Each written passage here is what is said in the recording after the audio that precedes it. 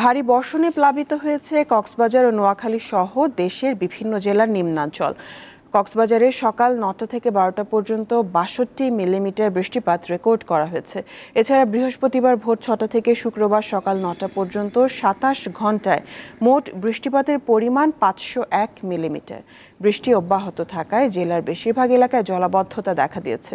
গত ২ দিনের টানা বৃষ্টিতে নোয়াখালীর সার্বিক বন্যা পরিস্থিতির অবনতি হয়েছে। ২৪ ঘন্টায় জেলায় ১২৪ মিলিমিটার বৃষ্টি হয়েছে। এতে ৯টি উপজেলার মধ্যে ৮টিতেই বন্যার পানি বেড়েছে। তবে সবচেয়ে বেশি বেড়েছে জেলার সেনবাগ, বেগমগঞ্জ, সোনাইমুড়ি ও চাটখিল উপজেলার বন্যার পানি।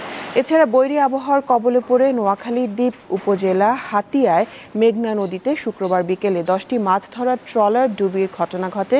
5টি ট্রলার সহ এখনও 17 জন জেলে নিখোঁজ রয়েছে।